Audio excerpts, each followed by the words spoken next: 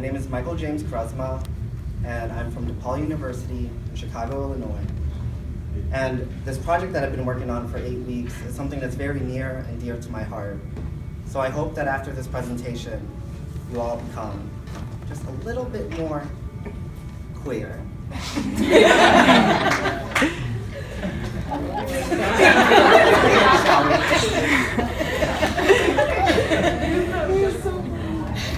So, for this project, I did a textual analysis on the gay dating app Grindr through a queer theory lens. I argue that normative ideologies such as heteronormativity and homonormativity hinder Grindr users from virtual intimacy. But before I unpack what any of that means, let's look at some brief history, shall we? So on June 26, 2015, marriage equality was passed.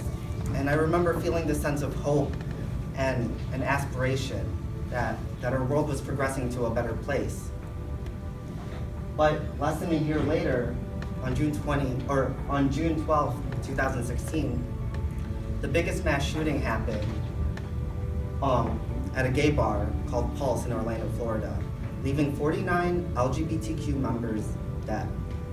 Now, contrary to popular belief, this was not an ISIS attack. This was in fact a hate crime. The shooter was closeted, and he was found to be an active user of Grindr. So how do we go from love winning to this? And I think we can take a look at Grindr to see how these sort of problems exist within it. First, what is Grindr? Grindr is a gay dating app that publicly launched in 2009. It was the very first of its kind. This was actually created before Tinder, guys. It utilized geo-social networking. So like you can walk around and see the closest users within your proximity. And it also added online dating to it. This enabled gay men in 192 countries to locate one another, and whether in all phases of gayness, whether they're out, whether they're curious, whether they're in the closet, to explore their sexual identities and explore their curiosities. This is important because this allowed gay men from countries in Russia and Saudi Arabia where it's illegal to be gay to, find a sort of safe space through the virtual to find and connect with other gay men just like them. But, and here are my reasons.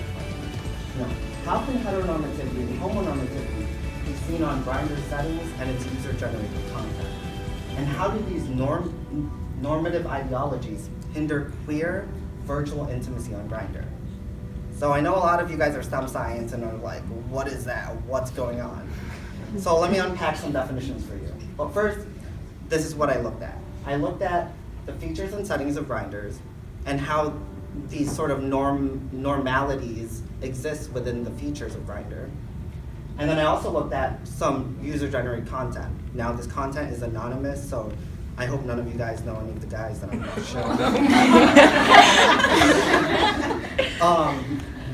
But first, I'm going to define some of these concepts for you guys. Heteronormativity is essentially this belief that heterosexuality and heterosexual relationships is the norm.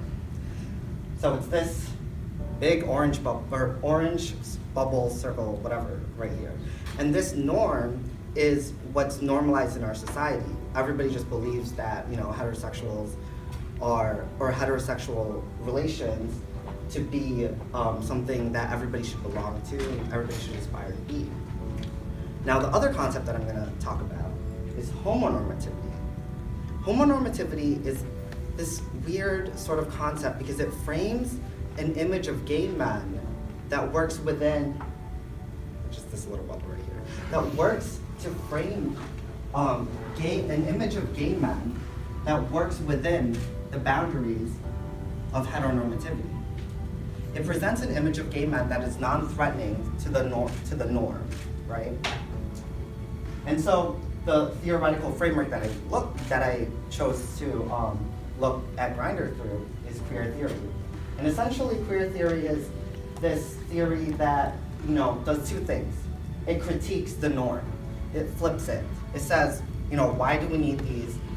What do these normalities do? And how do these normalities hinder us as a society?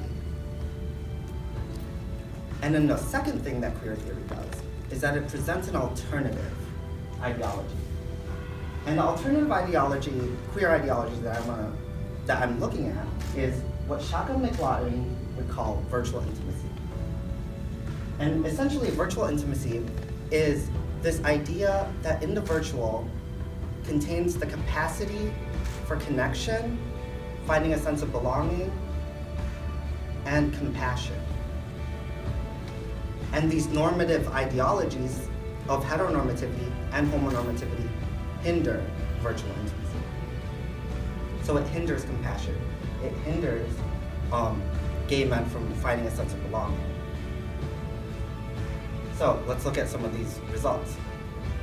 When looking at Grindr's features, there are features like height, weight, body type, normal for a dating site, right?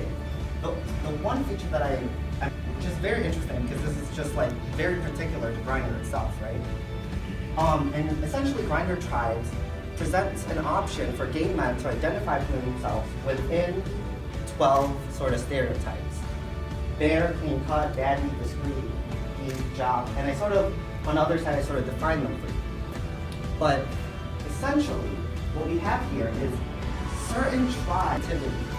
Because homonormativity aims to present a masculine sort of gay man that works to sort of pass into heterosexuality or heteronormativity. Because it doesn't necessarily scare the whole binary notion of masculinity and femininity. So gay men such as rugged, jock, clean cut, bare, and especially discreet. Discreet means that they're not even out, so that's sort of the tribe that they work with. But that's more so heteronormativity because it's the belief, they believe that gayness is still wrong, so they're not even out online. So they're discreet about it. But what happens is rugged, jock, bear, otter, these sort of Grindr tribes work to stereotype these gay men in a masculine way, which benefit them in the overall sort of heteronormative society, right? While others find myself to be, which is a boyish, at times feminine gay man, work within the framework of homonormativity because it works within sort of the binary concept of masculinity and femininity. But since heteronormativity states that masculinity is the dominant of the two genders, twinks don't necessarily benefit from working within homonormativity, if that makes sense. While other tribes like PAWS, which are men who are HIV positive, aren't necessarily classified by whether or not they're masculine or feminine, they're sort of otherized in a different way because they take, by identifying themselves within this Grindr tribe, they take on the negative connotations of being HIV positive. And another tribe, Leather, is otherized in a different way because they assume that they are into S&M, sodomy, sort of like these weird kinky things that heteronormativity does not like. So they're otherized in that other way. So what happens is that these Grindr tribe, this Grindr tribe setting creates a sort of inception concept. But instead of like a dream within a dream, it creates marginalizations within an already marginalized community, thus hindering gay men from understanding and communicating with one another. Generated content. So in the app itself, it allows you to see the nearest 100 gay men within your proximity. So since I'm in State College, this is a reflection of the gay men in State College, or the gay Grindr users in State College. And out of that those 100 gay men, 87% of those users don't even have a name. So most of them are nameless. Only 13% of them, so only 13 men, provided a clear picture with a name. So only 13% were like openly out, like this is who I am, I'm on this app. And 50% of those users are completely anonymous. They don't even have faces, they don't even have nothing, you don't even know who they are. And then 36% of those are out of the 50% of the anonymous users provide pictures like this, headless torsos, thus only exemplifying what? Masculinity. So let's look at some more examples.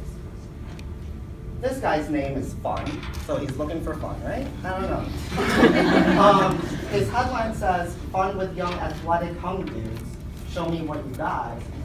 And his, what he's looking for is chatting right now, and he identifies as jock.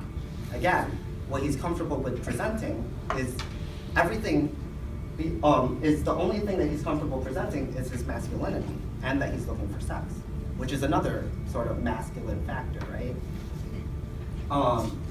Another example is hosting, which means that he's free, you can come over to his place, he's hosting. And that he's a top, which again works within this sort of heteronormative, homonormative idea that, someone should be dominant and someone should be submissive. Again, their About Me section does not say anything about themselves. And then this one says, need head, right now, top. And last but not least, this guy says, well, his name is Mask, so he's masculine, I guess. And his About Me says, limited time only, I like it rough, mask and only into other masked dudes. So what we have here is that the only thing that they're willing to communicate is masculinity. And if you attribute masculinity states that, don't be emotional, don't be compassionate, and only look for sex, thus hindering gay men thus hindering Grindr from truly being a virtual space for intimacy, a virtual space where gay men can feel free to belong and exist in this sort of app, right? And so, conclusions. Homonormativity and heteronormativity are in fact reflected via Grindr in its features and its user-generated content. And these normalities hinder gay men, specifically the gay men in State College, from clear virtual intimacy. But I would like to present that there is an alternative. Grindr has the potential for queerness, because think about it, it connects all the gay men within your vicinity. So if gayness was not, wrong, or if these normalities did not create marginalized communities within them, then gay men can communicate with one another and talk to one another about their experiences and actually date like normal people, right? Parents, I would love to thank my mentor. She's not here right now, she's in Seattle, but the first day I met her, I was like, yes, I love you. You understand my crazy. And I would love to thank everybody in SRP, Maurice, you're awesome, Rob, you're my man, Tiara, thank you for helping me with my practices, Dr. Preston, wherever she is, Charles, for helping me with everything, any question I had, and the College of Communication, Dean Selvin, Harmon, who read my paper and helped me with it, and Matt McAllister. And I would also love to thank Gina, who, fitted this jacket for me and helped me look a little more fab for tonight. Here are my references, and are there any questions?